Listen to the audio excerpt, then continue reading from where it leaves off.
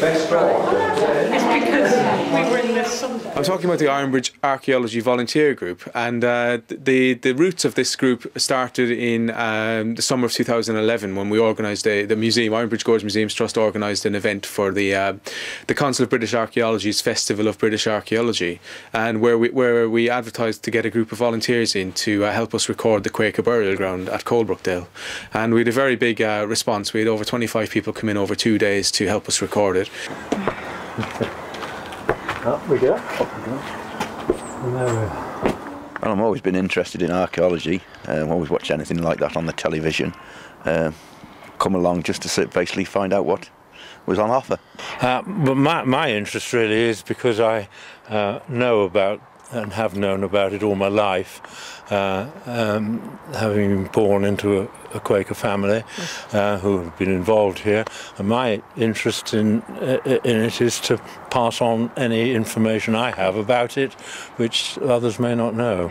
In my father's time, this would be back in probably in the early 1950s, he had all the stones put to the side. I say again, they had a plan, so they knew where all the graves were, to make it easier to cut the grass and maintain the burial ground. My parents were cremated, Right. And actually, I don't know that their ashes were actually spread here, but it was permission was given to put a stone, which I think it's that one, which you can't read very well, because it brought to an end really the era. My father was the last clerk at the Quaker burial ground. So when we surveyed this, we went around and we found lots of names, and some names you kind of recognise, or you... Oh, yes, quite a lot of my mother and father, my grandfather and grandmother, and my aunt, Right. who was not married, and two great aunts. And one of them was married, and her husband, who I didn't know. I think that's all my sort of relatives, and they're all on that side, I think. We just had to write on this different pieces of paper what we found out, and we had to draw them and stuff. So was it an official piece of paper? It wasn't just a random piece of paper, was it? No, it was put into like little pieces. So you had a part of it that you could draw, and another part draw the Doomsday. And another part you would write what type of writing, because I think they were all Roman type, but I'm not sure because we didn't get through. I didn't get through them all, so that was your job. Yeah. Okay, Charlotte, what was your job on the day? Well, I worked with my mum / you, and you cut the pictures, and I had to record what date they were, what date we are today, who the name was, and the year they died. Okay, and did we have something with us when we were taking those pictures? We had this meter stick, one which went at the bottom, one which went at the top. So we get one photo without the meter sticks and one photo with the meter sticks. Why was that? What's a meter stick do? It tells you how high it is and how far across it is. Right. And everyone who was at the day really asked us, could we put on more events like this? So we decided to put together a volunteer group and put a shout out to people in the local communities through the local newspaper, the Shropshire Star, to see if anyone would be interested in joining it. So maybe hoping to add maybe 5-10 more people to the original Quaker burial ground group, and we had an unprecedented response with over 60 people who contacted us, and today was the first meeting was on today, where we were discussing how we might take the group forward. We decided to divide it up into 7 different groups. So we've got an organisation committee or an organisation group, and they're going to help us organise the logistics and organise when people are going to come and visit. We've got a group that's going to continue on with the work we did at the Quaker burial ground.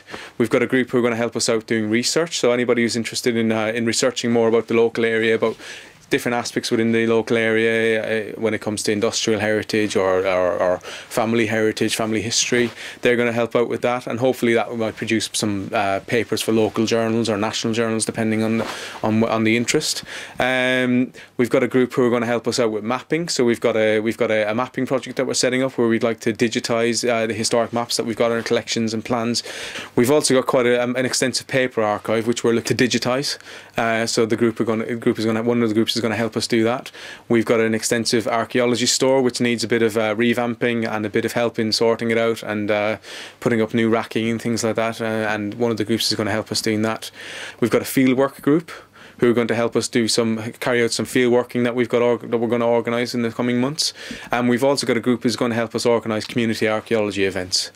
And finally, due to the interest that some children have also had for this project or this group, is we're going to try and set up a young archaeology group as well, which will appeal to people under 16, anybody who's interested in archaeology or just having fun and learning about history. What have we done today then? What are we working on today? Well, me and Roberta had to do a drawing, but all the adults had to do, you have to record it and bring it up and...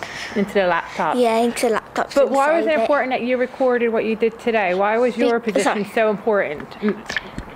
Because it was actually going to be used. Right.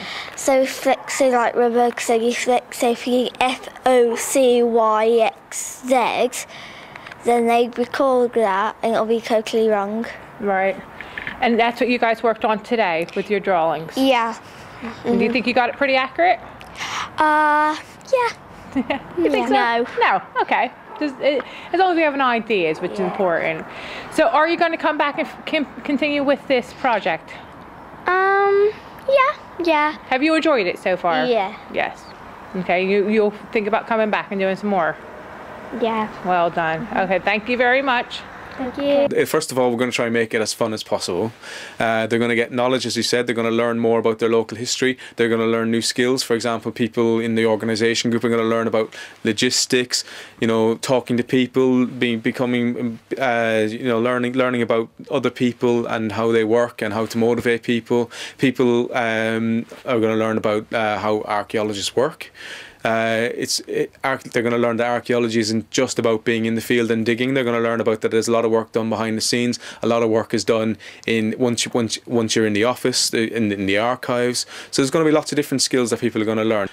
But it really is, what I really want to stress for this is that the people who come and volunteer, I want their ideas and I want them to have a sense of empowerment and a sense of ownership on these groups. So, I've asked them to come to me with ideas, and the museum will hopefully facilitate these ideas by providing the facilities, providing equipment, and also providing expertise in our staff to try and help make this happen. But I can't stress that this really has to be a volunteer-led project. If you want to contact me, Shane Kelleher at the Ironbridge Gorge Museums Trust. I'm the Archaeology and Monuments Officer, and you can phone us on 01952 435 900, or alternatively you can contact on the same number Lucy Andrews-Mannion, who's our volunteer coordinator.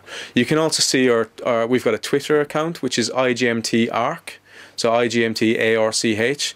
We've got a Facebook page which is IGMT Archeology, and we've also got an email which is ironbridge.archeology@gmail.com.